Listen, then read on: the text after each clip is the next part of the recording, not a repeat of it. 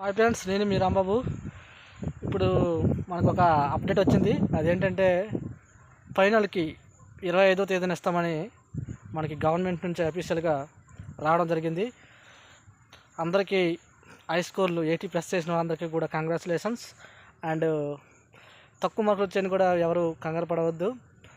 ఎందుకంటే మనకి ఇంకా అసలైన ఘట్టం నార్మలైజేషన్ అనేది ఉంది. అందులో కొద్దిగా తగ్గొచ్చు, పెరగచ్చు. ఓకే, ఎక్కువగా పెరిగే అవకాశాలు ఉంటాయి. 1-2 లేదా హైయెస్ట్గా ఒక 3-4. కాబట్టి ఏమైనా జరగవచ్చు. కాబట్టి మీరు ఎవరు కూడా భయపడవద్దు. ఓకే, మనందరం కూడా బాగా ప్రిపేర్ అయ్యాం, బాగా అటెంప్ట్ చేస్తాం. ఎప్పుడూ కూడా కష్టపడిన వాడు ఎవరికి కూడా మంచి జరుగుతుంది. కాబట్టి మీరు ఎవరు కూడా ఆధారపడద్దు. ఓకే, టెన్షన్ పడకండి. ఓకే, అలాగే కీ చూసుకున్న తర్వాత తక్కువ వస్తాయని చెప్పి ఇంకా దిగులుగా మానసిక వేదనతో గురయ్యి గాయపరుచుకోవడం కొంతమంది చేస్తున్నారు. అటువంటివి ఏమి చేసుకోకండి. ఎందుకంటే మనకి డిఎస్ ఒకటే లైఫ్ కాదు.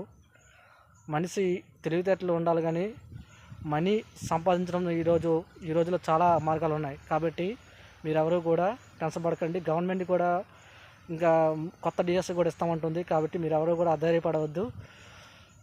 ఓకే, నాలాగే డిఎస్ రాసిన వాళ్ళు ఎవరు ఉన్నారో ఈ ఫైనల్ కీ కోసం ఫైనల్ రిజల్ట్ కోసం ఎదురు చూస్తున్న వారు ఎవరు ఉన్నారో వాళ్ళందరూ కూడా కామెంట్ సెక్షన్లో కామెంట్ చేయండి.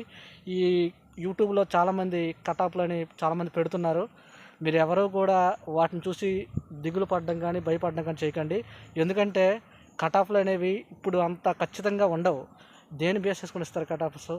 ఎందుకంటే ఆల్రెడీ ప్రైమరీకి రిలీజ్ అయింది. అందులోనే కొన్ని తప్పులు ఉన్నాయి. అందులో కూడా కొన్ని సెక్షన్లో 2 or 3 బిట్స్, కొన్ని సెక్షన్లో అయితే 4 వరకు మిస్టేక్స్ ఉన్నాయి. ఒక 2 or 3 మార్క్స్, అట్లీస్ట్ ఒక 1 and 1.5 మార్క్స్ యాడ్ అయినా సరే దాని యొక్క ప్రభావం ఎంత ఉందో తెలుసు కదా. మనకి డిఎస్ అంటేనే డిస్టెన్స్లో చాలామంది జీవితాలు మారిపోతాయి, తెలుసు కదా. కాబట్టి మీరు ఎవరో కూడా ఆధారపడవద్దు. నార్మలైజేషన్ ఒకటి ఉంది, దాంట్లో కూడా కొన్ని మార్కులు యాడ్ అవ్వడం, కొన్ని లెస్ డిక్రీజ్ అవ్వడం కూడా జరుగుతుంది. కాబట్టి మీరు ఎవరు కూడా ఆధారపడవద్దు.